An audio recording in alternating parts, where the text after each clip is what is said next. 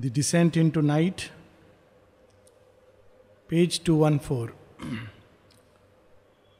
प्रकाश की यात्रा लंबी है, क्योंकि जिस अंधकार से हम लोग निकलते हैं उसमें बहुत सारे ग्रे जोन्स से गुजर कर जाना पड़ता है, ताकि धीरे धीरे हम लोगों की आंखें अभ्यस्त हो सकें प्रकाश के प्रति। इस यात्रा का एक पड़ाव अंधकार से गुजरता है, और साधारण अंधकार नहीं, एक ऐसा अंधकार जो अनेकों प्रकार से हमें छलता है, प्रलोभन देता है, तरह तरह के रूप धरता है। और यदि ये यात्रा मूल रूप से दोष से प्रारंभ हुई है, यदि इस यात्रा के पीछे, जैसा माँ बताती हैं, कोई एम्बिशन है कि मैं योगी बनूंगा, मैं स्वामी बनूंगा, मेरे बहुत नाम होगा, लोग मेरी पूजा करेंगे, लोगों के बीच में मेरा आदर होगा, यदि ऐसा कोई भी एम्बिशन है तो यहाँ आकर यात्रा या तो स्थगित हो जाती है या व्यक्ति क्रैश कर जाता है। यदि अंदर भय है तो यहाँ आकर यात्रा बहुत भयानक भंवर में फंस सकती है। माँ कहती हैं सबसे बड़ी इम्प्योरिटी, अगर कोई अशुद्धि सबसे बड़ी है तो वो भय है। Fear is the greatest impurity, it is the ally of death. थोड़ा सा भी भय लेकर हम इस यात्रा को नहीं कर सकते। तो वास्तव में इस अंधकार में परीक्षा होती है कि हम लोग कितने सत्यनिष्ठ हैं, कितने अधिक वास्तव में हम भगवान को ही खोज रहे हैं, या ये हमारी महत्वाकांक्षा पूरा करने का एक साधन है। तो अश्वपति भी इस पड़ाव से गुजर रहे हैं। ये पड़ाव ऐसा नहीं कि बहुत बड़ा है या एक लंबे पीरियड तक, राहु काल 7.5 साल, ये वैसा नहीं है। छोटा सा पीरियड होता है, विशेषकर जो भगवान का सहारा लेकर चलते हैं, ये पीरियड लंबा नहीं होता है। और उस समय भगवान हमें अपनी गोदी में लेकर चलते हैं, सच तो ये है। किंतु फिर भी ये छोटा पीरियड काफ़ी होता है इंसान को ऊपर से नीचे तक हिला देने के लिए। और जो भगवान का सहारा नहीं लेकर चलते, जो केवल अपने तपोबल पर, अपने एफर्ट से, उनके लिए ये बहुत भयानक हो सकता है। क्योंकि इस जंगल में उत्तर को जो संकेत दे रहा है वो वास्तव में दक्षिण को जा रहा है, जो बता रहा है कि ऊपर जाने का रास्ता है वो नीचे ले जा रहा है, और जो रास्ता लग रहा है कि नीचे ले जा रहा है वो ऊपर ले जा सकता है।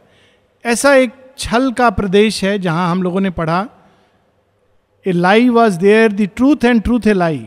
जो सच है वो झूठ बन जाता था, और झूठ वहां सच के रूप में प्रकट होता था।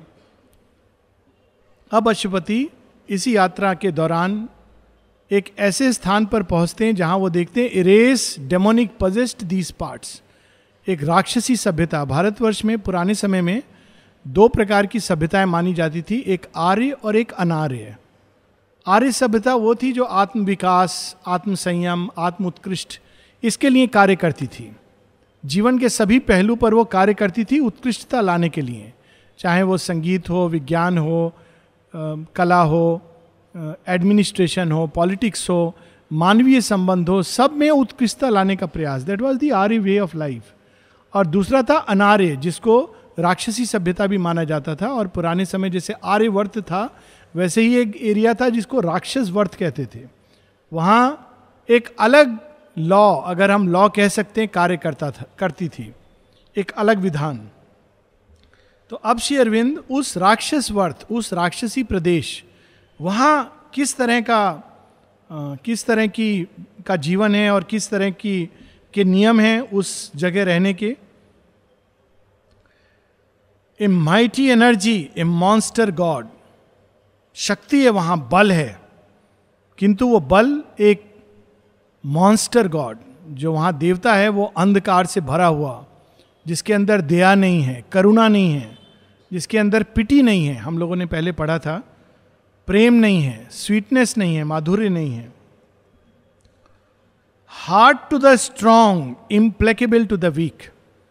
यदि उस देवता के सामने कोई शक्तिशाली पहुंचता था तो वो अपने को अपार बल के रूप में उसका सामना करता था कुचलने के लिए। Hard to the strong, even जो बल से जाते थे वहां पर, जिनके अंदर बल होता था, उनके लिए भी सरल नहीं था उस क्षेत्र के बींग्स को के साथ जूझना।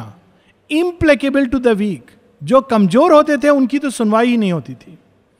जो बल से जाते थे उनसे कम से कम वो देवता मिलता था और बल की परीक्षा करता था। लेकिन जो कमजोर थे, अगर वो कहते कृपया हमें यहाँ से जाने दीजिए, आगे का मार्ग देखिए, हम कितने श्रद्धा से आए हैं, तो वो तो बस उठा करके फेंक देते थे. They had no pity in their heart. It stared at the harsh unpitying world it made with the stony eyelids at its of its fixed idea. Stony eyelids, वे आंखें जिनके अंदर दया नहीं है. फिक्स्ड आइडिया, नियम है, नियम है, बस आपको जाना है, पहले मेरे से बलपूर्वक लड़िए, मुझे हराइए तो जाइए. बस आप वहां कहें देखिए हमारे आपके बीच में कोई समानता नहीं है, नहीं, हम वो सब नहीं जानते हैं. Fixed idea. Its heart was drunk with the dire hungers wine. हृदय में प्रेम नहीं था, उसके अंदर केवल एक राक्षस वृत्ति थी जो हर चीज को पीना, समाप्त करना, डिवोर करना. Hungers wine. In others suffering felt A thrilled delight. यदि अगर इसको कोई ना पढ़े इस पैसेज को तो लगता है सिनेमा में कुछ एक जो सीन दिखाते हैं वो संभव नहीं है, परंतु वास्तव में they are inspired with a dark reality. जब दूसरों को पीड़ा होती थी तो उसको आनंद आता था, इस क्षेत्र के लोगों को, तो उनको इसमें मजा आता था. Thrill delight.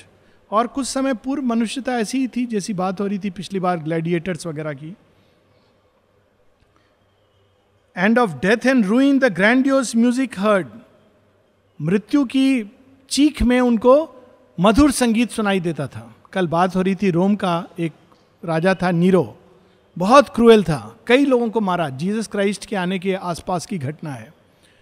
तो एक बार उसने क्रोध में आकर अपनी ही नगरी को जला दिया, और जलाने के बाद उसको ये दिखाना था अपने मंत्रियों को कि देखो मेरे हृदय में भी दया है.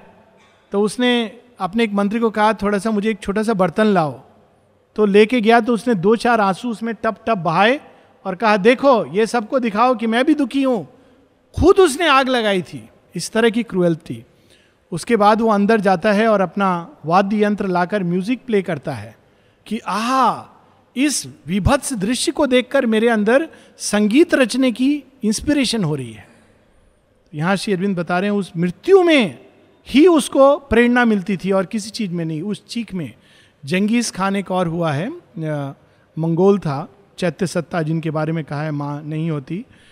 तो वो जब जाता था युद्ध में, तो अब युद्ध तो बहुत समय बाद होगा, तो उसको क्रूरता अच्छी लगती थी. तो अब क्या करे, क्रूरता का कौन सा दृश्य सामने लाए, तो अपने ही हाथियों को गड्ढा खुदवाता था, उसको भरता था और हाथी को उसके रास्ते से जाने को प्रेरित करता था.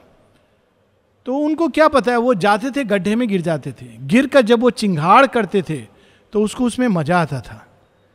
और जिस घोड़े पर सवार होता था, जब प्यास लगती थी तो उसकी नस काट कर उसका रक्त पिएगा और फिर उसी घोड़े को, उस नस को एक हाथ से दबा करके ताकि खून और ना बहे, उसको दौड़ाएगा. इस तरह की क्रूरता, बर्बरता, इस तरह की एनर्जीज उस क्षेत्र में थी. हिटलर इत्यादि इसी भी जगत के लोग थे. To have power to be master was soul virtue and good. उनके लिए एक ही चीज मायने रखती थी, हम कैसे इस थ्रोन को ऑक्यूपाई करें, बस. उसके लिए कुछ भी कर सकते थे. औरंगजेब हम जानते हैं कि 3 बड़े भाइयों को उसने मर्डर कर दिया केवल उस थ्रोन को, राजगद्दी को पाने के लिए. It claim the whole world for evil's living room. भगवान ने इस संसार में ईविल के लिए भी एक जगह बनाई है. असुर राक्षस के लिए भी सबकॉन्शियस पाताल लोक है. देवता कभी वहां नहीं जाते क्योंकि वहां जुआ का अड्डा है, वहां शराब उराब पीते हैं, वहां ये सब व्यर्थ की चीजें. देवता अपने स्वर्ग में रहते हैं. लेकिन असुर वहां पे खुश नहीं है. वो पाताल के बाद धरती पर काबू पाना चाहते हैं, धरती के बाद स्वर्ग को काबू पाना चाहते हैं, पूरी सृष्टि को अधिकृत करना चाहते हैं, अलेक्जेंडर की तरह. Its parties grim totalitarian reign, the cruel destiny of breathing things.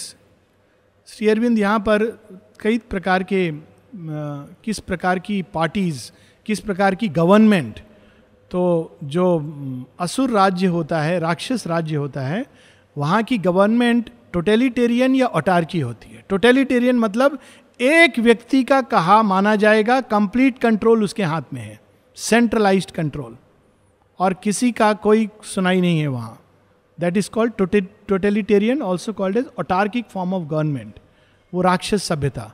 और जो देव सभ्यता है वहां ओलिगार्की, कई देवता लोग हैं और सब अपना अपना विचार प्रस्तुत करते हैं, सब अपने अपने लॉ के माहिर हैं, अपने जो विधान, जैसे प्रेम का देवता, प्रेम के बारे में उससे कंसल्ट किया जाएगा, सत्य का देवता, प्रकाश का देवता, और सबका अपना अपना से है, और तब फाइनल डिसीजन इंद्र लेते हैं. तो यहां पर parties totalitarian reign, all on one plan was shaped and standardised under a dark dictatorship's breathless weight. संसार में जितने भी डिक्टेटर हुए हैं, हिटलर, मुसोलिनी, स्टालिन, कंस पुराने समय में, ये सब रावण, ये सब बेसिकली इस अंधकार के क्षेत्र से जन्मे थे. तो वो बस जो वो कहते हैं वही सच है, और उसको ही सुनना यही लोगों का एकमात्र अधिकार है, और कोई अधिकार नहीं है. In street and house, in councils and in courts, तो वो ऐसा जगत था, वहाँ गली भी थी, घर भी थे, वहाँ लॉ कोर्ट्स भी थे जहाँ जस्टिस होती थी. लेकिन क्या मिला अशुपति को वहाँ? In streets and house, in councils and in courts, beings he met who looked like living men and climbed in speech upon high wings of thought, but harbored all that is subhuman, vile and lower than the lowest reptiles crawl. मिला वहाँ पर, डॉक्टरों के घर गया, engineer के घर गया, वकील के घर गया. वो लोग खूब इम्प्रेसिव, ब्रिलियंट, सब ने हार्वर्ड यूनिवर्सिटी से पोस्ट ग्रेजुएशन किया हुआ है, लेकिन अंदर क्या सोच रहे हैं? इसको कैसे हम चीट करें, कैसे इसका धन हड़प लें. Harboured all that is subhuman vile. So इस प्रकार का वो राज्य वहां पर था. The reason meant for nearness to the gods and uplift to heavenly scale by the touch of mind, only enhanced by its enlightening ray, their inborn nature's wry monstrosity. राई यहां पर इस सेंस में प्रयोग हो रहा है ह्यूमरलेस. उनको हंसी नहीं आती थी, उस जगत के लोगों के अंदर हास्य, मृदुता, ये सब नहीं था. राई मॉन्स्ट्रोसिटी, राक्षस वृत्ति. और वो रीजन का उपयोग करते थे. रीजन का एक सही उपयोग है भगवान की ओर हमको उठाने के लिए, लेकिन वो रीजन का उपयोग करते थे अपने ही छल कपट को और अधिक सशक्त बनाने के लिए. तो ये उस जगत की गति थी. Often a familiar visage studying, joyfully encountered at some dangerous turn, hoping to recognize a look of light, his vision warned by the spirit's inward eye, discovered suddenly hell's trademark there. कभी कभी अशुपति जब उस जगत से गुजर रहे थे तो यदा कदा कोई ऐसा दिखाई देता था, त्रिजटा की तरह. रावण के राज्य में एक दो लोग थे त्रिजटा की तरह, जिसको देखकर उसको लगता था कि शायद इनके अंदर कुछ दया, कुछ प्रकाश, कुछ करुणा होगी. लेकिन जैसे ही वो उनके नजदीक आता था खुशी में कि अरे इतनी देर बाद इस राक्षस राज्य में कोई तो मिला, जैसे ही वहां नजदीक आता था वो देखता था हेल का ट्रेडमार्क, कि अरे इसके अंदर तो सील लगा हुआ है हेल का. सिग्नेचर किसका है? डेविल का. और saw with the inner sense that cannot err in the semblance of a fair और virile form the demon and the goblin and the ghoul. तो उस जगत के बीइंग्स इतने छल कपट से भरे थे कि कभी कभी वो सुंदर रूप लेकर या एक मनुष्य का, सशक्त मनुष्य का, बलशाली मनुष्य का, सुंदर मनुष्य का रूप लेकर सामने आते थे. तो अशुपति को लगता था एक क्षण के लिए अरे शायद कोई तो इस जगत में भी है अच्छा. लेकिन अचानक वो देखता था उसके पीछे एक भयानक चेहरा जो छिपा हुआ था. An insolence reigned of cold stone hearted strength. बार बार श्री अरविंद उस जगत की एक पहचान बताते हैं कि हृदयहीन जगत है, प्रेम नहीं है, माधुर्य नहीं है. बार बार इंटेलेक्चुअल डिस्कशन में वो बहुत माहिर हैं. अगर उस जगत के लोगों से डिस्कस करेंगे तो फिलॉसफी में तो आपको घुमा देंगे, लेकिन हृदय नहीं है.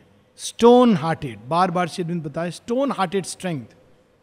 बल है लेकिन दया नहीं है. Mighty, obeyed, approved by the Titan's law, the huge laughter of a giant cruelty and fierce glad deeds of ogre violence. तो वहां उनके जो हृदय था, जो हंसी थी, laughter of the giant, cruelty में हंसना, किसी के दुख में हंसना, पीड़ा में आनंद लेना, इस प्रकार का वो जगत था. ऐसे लोग थे वहां के.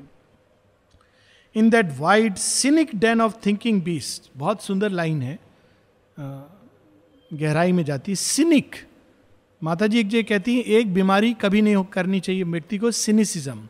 सिनिसिज्म क्या होता है? सतह से देखकर एक धारणा बना लेना कि अरे संसार तो ऐसा ही है, सब कुछ यहाँ नेगेटिव है. इसको कहते हैं cynicism. Cynic den of thinking beasts. Den जानवरों के लिए होता है, लेकिन वहां जो रहते थे वो पशुवत लोग थे, पशु की तरह था उनका आचरण, लेकिन विचारवान थे. बुद्धि थी, विचार था, लेकिन पशु के रूप में. किससे हम क्या छीनें, क्या झपटें, कैसे किसको चीरें, फाड़े, खाएं, यही उनके विचार थे. Cynic. One hoped, one looked in vain for a trace of pity और लव. फिर से वही बात आती है, इन वेन. उस जगत में ढूंढने से भी दया और प्रेम ये नहीं मिलते थे. There was no touch of sweetness anywhere. माधुर्य की तो बात ही नहीं. वहीं उसके ऑपोजिट भगवान का जब डिस्क्रिप्शन आता है, भगवान में भी बहुत बल है, सर्वशक्तिमान है, लेकिन डिस्क्रिप्शन क्या आता है? बड़ा सुंदर डिस्क्रिप्शन आता है मधुराष्टकम में. हसितम मधुरम, हसितम मधुरम, गोपा मधुरम, गावो मधुरम, everything of the Lord is beautiful and sweet.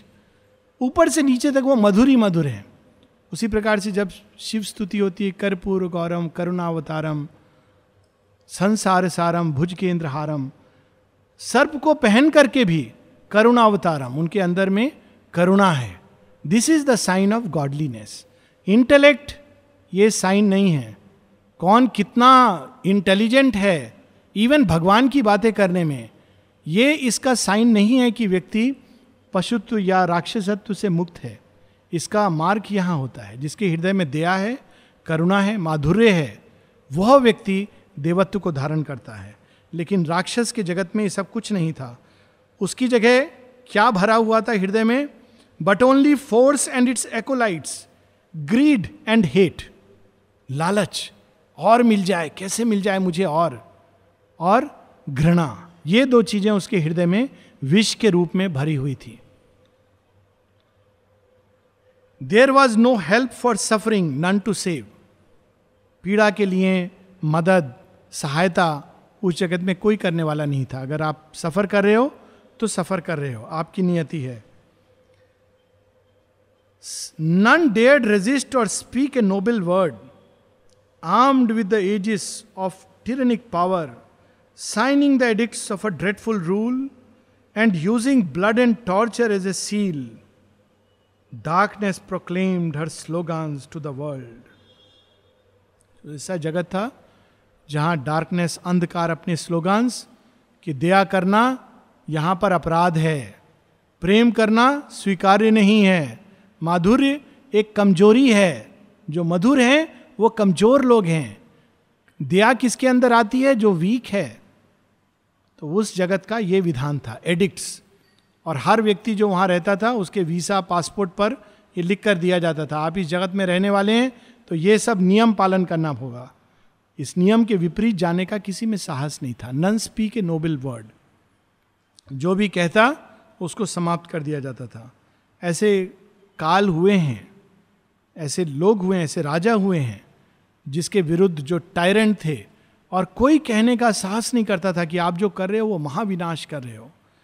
और स्टोरी थी अलेक्जेंडर की स्टोरी, उसका जो मित्र था, दोनों साथ में पढ़े थे, नाम भूल रहा हूं मैं,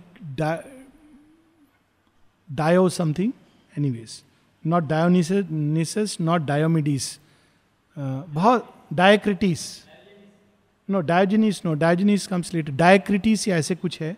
but he was a nice man. वो शुरू में अलेक्जेंडर का साथ देता है, धीरे धीरे देखता है उसका विपरीत रूपांतरण. उसके अंदर जो असुर था, राक्षस था, वो निकलना शुरू होता है. He was an asura, not really rakshasa. और वो देखता है कि ये तो अपने ही देश का भी विनाश कर रहा है, सबका विनाश कर रहा है. तो उसको पहले समझाता है, वो नहीं सुनता है.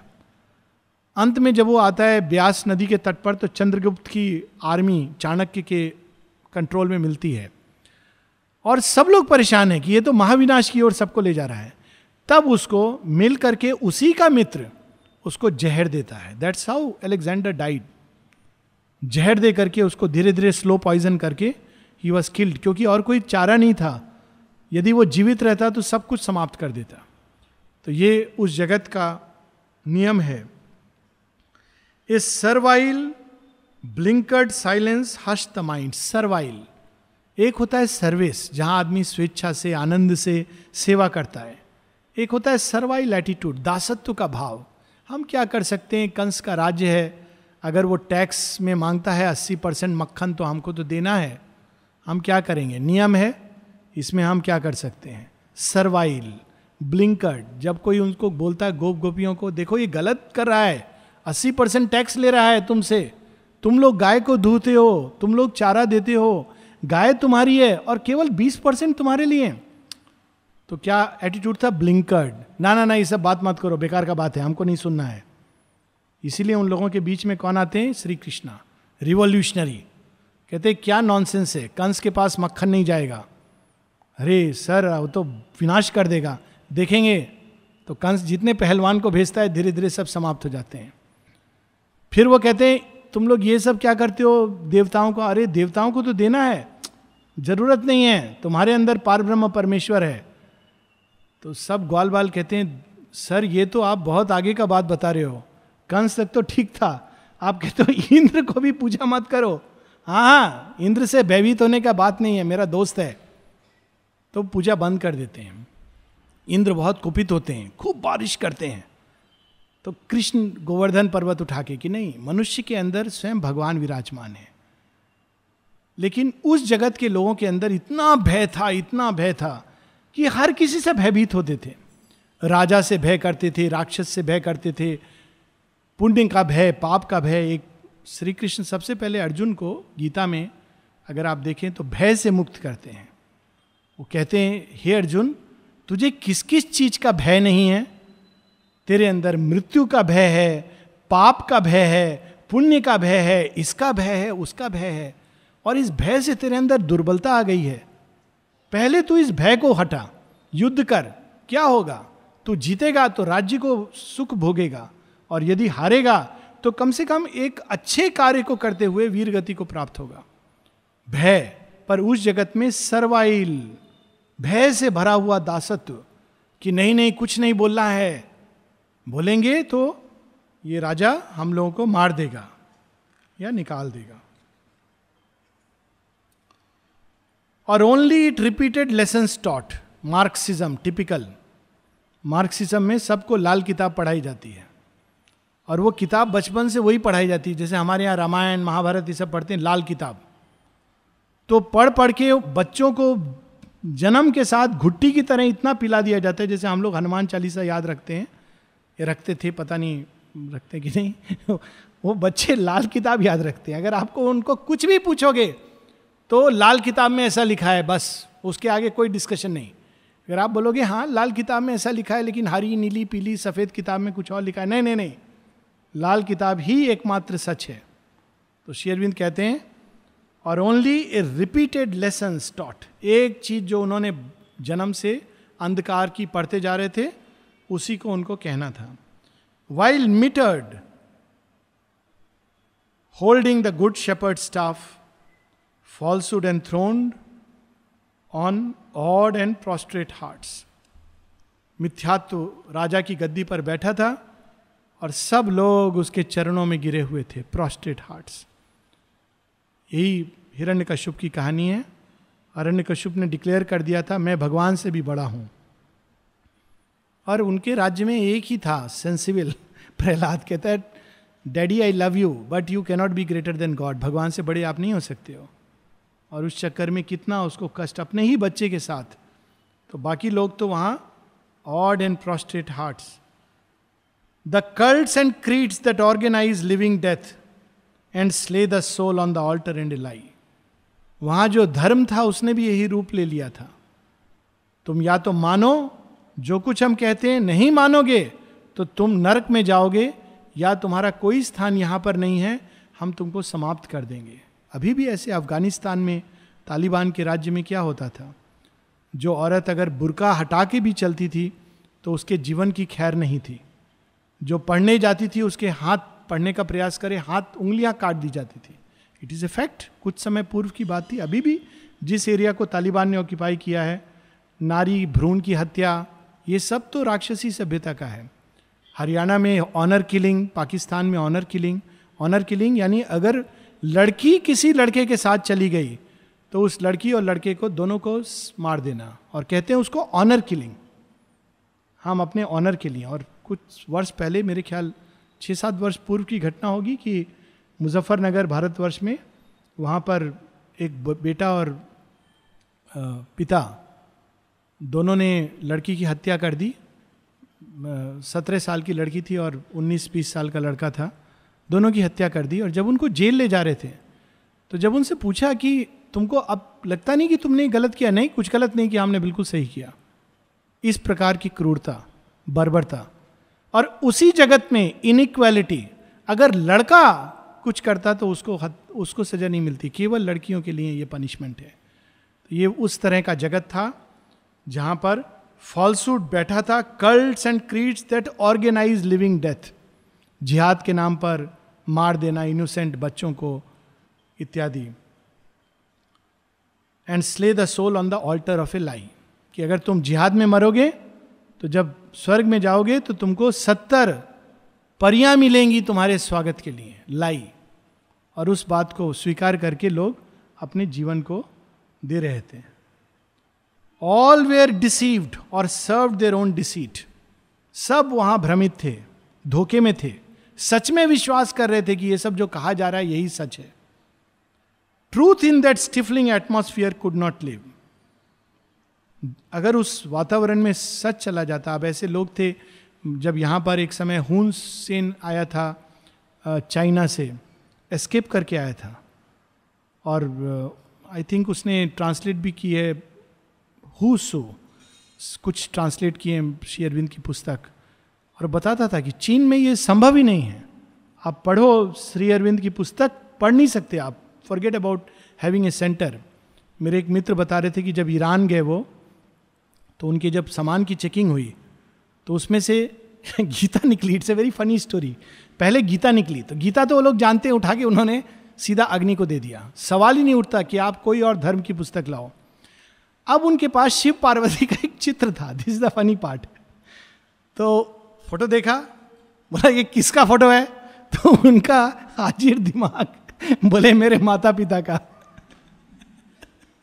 तो वो देखे ये पिता सांप,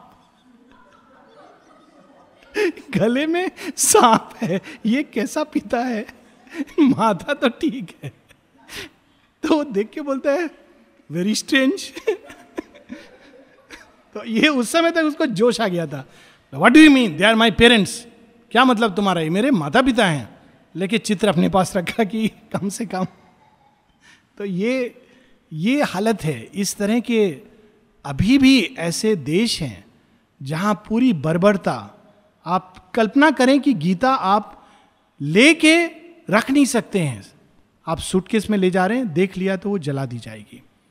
और ऐसे इसको धर्म माना जाता था। So naturally truth in that stifling atmosphere could not live. Dalai Lama इत्यादि क्यों चले आए यहां पर भारतवर्ष में? क्योंकि उस वातावरण में रह नहीं सकते थे। Their wretchedness believed in its own joy and fear and weakness hugged their abject deaths. Again, बार बार उस गिरे हुए मनुष्य की पहचान क्या होती है? भय से भरा होता है, कमजोर, दुर्बलता। अरे नहीं, ठीक है, चलने दो जैसा चलता है। स्ट्रेंथ नहीं है। कई बार प्रतिकार की भी अपनी एक शक्ति होती है। जो गलत है, जो झूठ है, उसका प्रतिकार करना, उसमें भी एक देवत्व है। लेकिन उस जगत में सब दुर्बलता, भय, इसी से भरे हुए थे। All that is low and sordid thoughted, base, all that is drab and poor and miserable, breathed in a lax content its natural air, and felt no yearning of divine release. जो कुछ निम्न है, नीचा है, क्रूरता से भरा हुआ है, निम्न कोटि के विचार. माता जी इसमें एक एग्जाम्पल देती हैं, गाली. माँ कहती हैं गाली देना आध्यात्मिक सुसाइड करने के बराबर है, आत्महत्या के बराबर है. लेकिन कितनी लो चीज होती है गाली.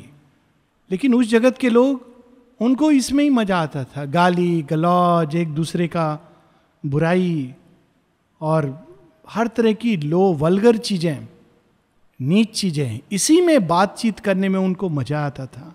ऐसा वो जगत था.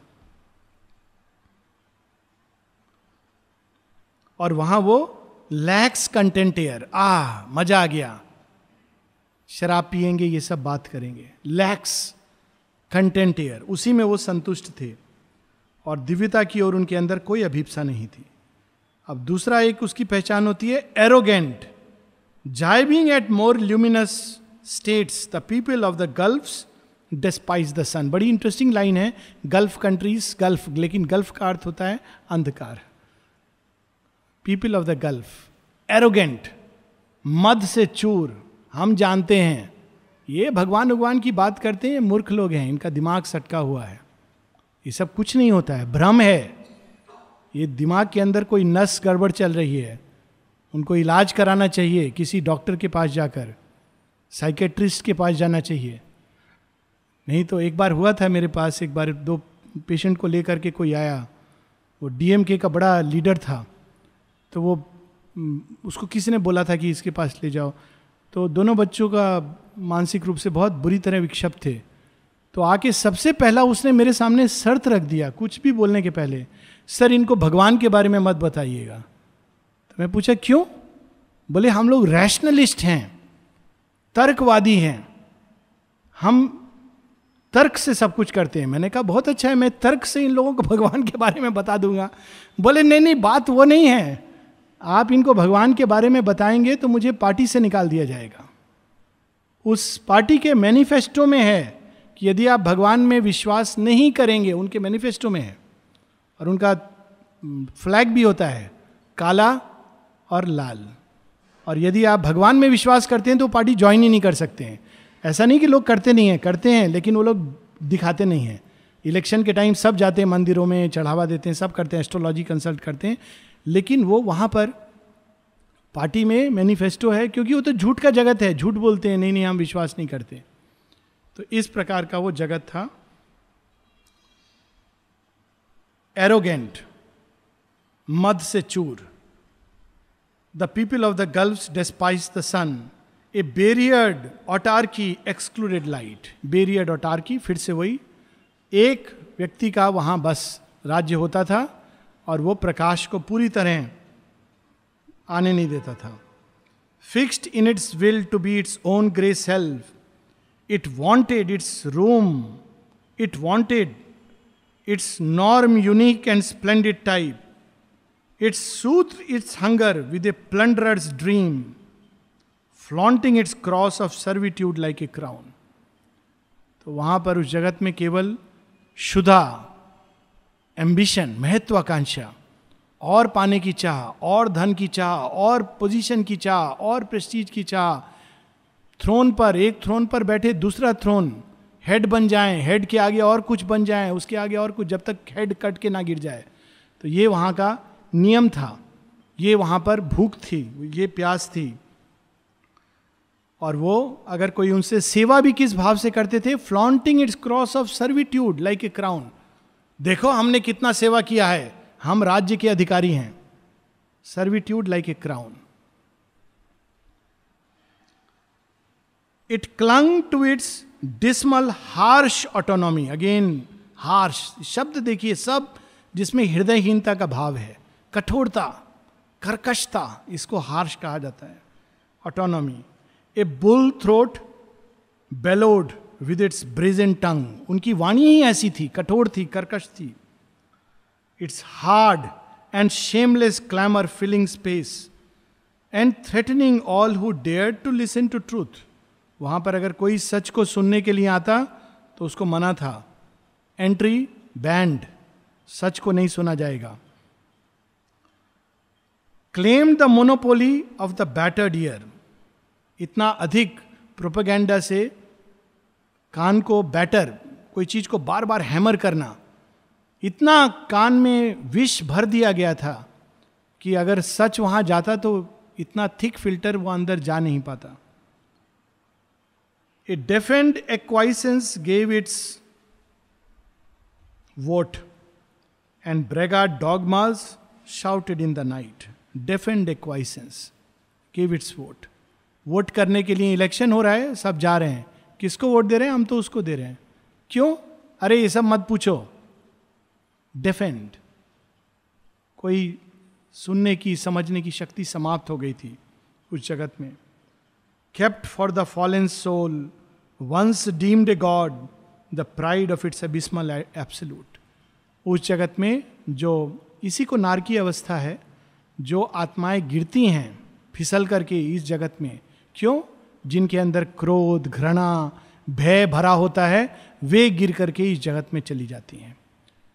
और जब इस जगत में चली जाती हैं तो एक समय वो गॉड के रूप में माधुर्य, प्रेम, दया, अनुकंपा, करुणा, इन सब के भाव से, क्षमा, इनके भाव से ऊपर उठ रही थी.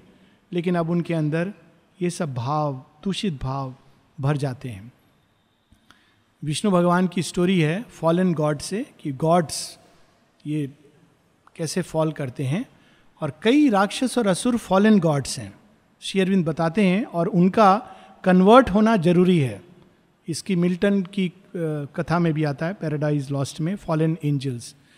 पूर्व देवा वेदों में कहा गया. ये पूर्व देव कौन थे? एक समय ये देवता थे, लेकिन ये एरोगेंस के कारण, मद के कारण गिरे. और इसकी टिपिकल स्टोरी है, विष्णु भगवान के 2 द्वारपाल थे, जय और विजय. और धीरे धीरे उनको यही मद हो गया, हम विष्णु भगवान के द्वारपाल हैं. जैसे कभी कभी हम लोग को होता है, हम आश्रम में हैं, मां श्री अरविंद के विशेष हैं, हमारे सामने कौन क्षुद्र मनुष्य. तो वहां उनको हो गया विष्णु भगवान के द्वारपाल हैं. तो धीरे धीरे एक दिन लक्ष्मी जी को रोक दिए, आप कौन है, अंदर कैसे जा रही हैं, गेट पास दिखाइए. तो लक्ष्मी जी विष्णु भगवान ने इंटरवीन किया, चले आए. विष्णु भगवान तो क्षमावान है, उन्होंने कहा ठीक है जाने दो, हो जाता है, लक्ष्मी तो माता है. फिर एक बार उन्होंने भृगु ऋषि को रोक दिया. भृगु ऋषि से कहा आपका गेट पास दिखाइए. तो भृगु ऋषि ने कहा गेट पास? कौन मूर्ख बैठा हुआ है जो मुझसे गेट पास पूछ रहा है? ब्रह्मा की संतान हूं, दिख नहीं रहा? नहीं नहीं नहीं, ब्रह्मा उम्मा को हम नहीं जानते हैं, गेट पास दिखाइए. तो भृगु ऋषि उनको श्राप देते हैं, तुम लोग इस विष्णु भगवान के पास रहकर भय और शंका से भरे हुए हो, जाओ तुम भय और शंका की राक्षसी योनियों में चले जाओ. और सीधा अंदर चले जाते हैं. ही वॉक्स इन, किनारे हटाकर, तुम लोग हो कौन? तो तब पहली बार उनको लगता है कि ये तो कोई स्पेशल पावर थी जो इस तरह से हमको श्राप देके चली गई. तो जैसे ही भृगु निकलते हैं, वो जाके विष्णु भगवान के चरणों पर, कि ये तो कोई पता नहीं अजीब सा आदमी था, डरा नहीं हम लोगों से. वो डराना चाहते ना, डरा नहीं, हम लोगों को आदर भी नहीं किया, मद, हमारे एरोगेंस को रेस्पेक्ट नहीं किया और चला गया. ऐसा कैसा आदमी था? तो कहते भृगु ऋषि थे, उन्होंने श्राप दिया, वो तो पक्का फलित होगा, तो प्रभु रक्षा कीजिए. कहते देखो तुम लोग पहले भी कर चुके हो लक्ष्मी के साथ, वो तो माँ है, उन्होंने कुछ नहीं किया, लेकिन भृगु ऋषि का श्राप तो फलित होगा. अब तुम लोगों के पास एक ही चॉइस है, तुम इस राक्षस योनि से 3 जन्म में वापस आना चाहते हो या 7 जन्म में? तो कहते 3 जन्म में. कहते ठीक है, 3 जन्म में आना चाहते हो तो तुम तीनों जन्म मेरे से लड़ना, मैं जल्दी से तुमको बुला लूंगा. और अगर देव रास्ते से जाना चाहते हो तो 7 जन्म लगेंगे. तो वही दोनों जो विष्णु भगवान के द्वारपाल हैं, मद के कारण, दूसरों को भयभीत करने के कारण, दया और करुणा के अभाव के कारण, प्रेम और माधुर्य के अभाव के कारण क्या बन जाते हैं? हिरण्यकश्यप और हिरण्याक्ष. दूसरे जन्म में वो बनते हैं कंस और शिशुपाल, नहीं, दूसरे जन्म में बनते हैं रावण और मेघनाद, और तीसरे जन्म में बनते हैं कंस और शिशुपाल. और 3 जन्मों के बाद वो वापस चले जाते हैं. So it is so important. Arrogance, ये सब चीजें, इसका पूरा वर्णन गीता में है. देव आसुरी संपदा, कि देवताओं के क्या लक्षण होते हैं और असुरों के क्या लक्षण होते हैं. चैप्टर 16 है. नेक्स्ट वीक क्लास करेंगे, वील हैव द क्लास. इसको ख़त्म करेंगे इस कैंटो को.